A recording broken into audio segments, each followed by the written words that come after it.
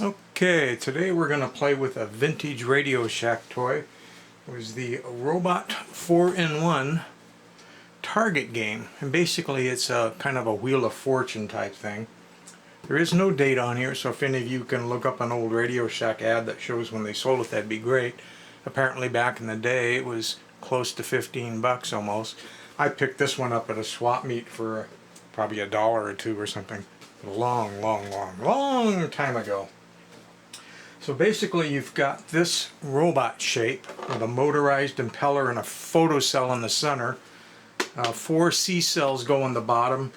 There is a plate on the back, but it does not have a date. And you end up with 4 different discs, Wheel of Fortune type discs, sort of like the Magic 8-ball type thing, except it's not only going to give you a random selection, but you have to hit the target in order for it to give you the random selection. So why not put this one on there? I haven't put one on, but I know how it's supposed to work, like that. Spin it on. Then there's a gun, and the gun actually has a barrel that you can pull off to get to the bulb to replace it, because the bulb should flash like that. It's not super bright. It's a 1.5 volt bulb, so if it ever burns out you can replace it. It screws in, and so there's 2 AA batteries in here, and there is a circuit board in here to give it that pulse. So even if you hold the button down all the time, it only flashes the bulb one time. It's supposed to be one bright flash. The idea is to try and get the light to go into the target, and when you hit the target, then the disc is going to spin for 3 or 4 seconds and stop on some new random answer. And that's the gist of the whole game. You could do the maybe, no, ask again, yes, which is a lot more like the Magic 8-ball.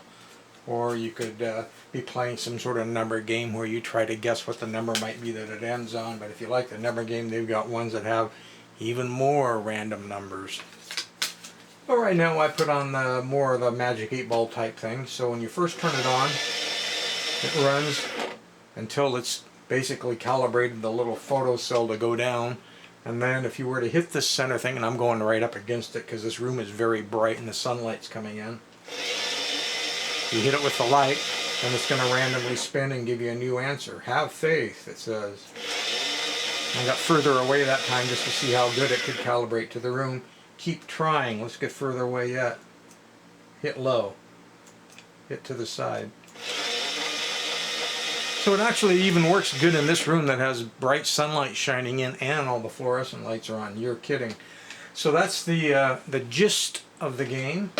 It's robot shaped. I've done a bunch of old photo control shooting type games in the past.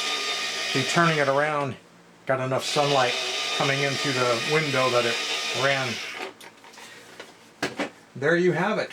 It's your Radio Shack 4-in-1 target game. That's the top of the box. This is the side with the price sticker, which I've already showed you. And here's this side. Nothing really on the back except Division of Tandy. And of course the front we've already seen. So yeah, I'd love to know about what year that was if this came out.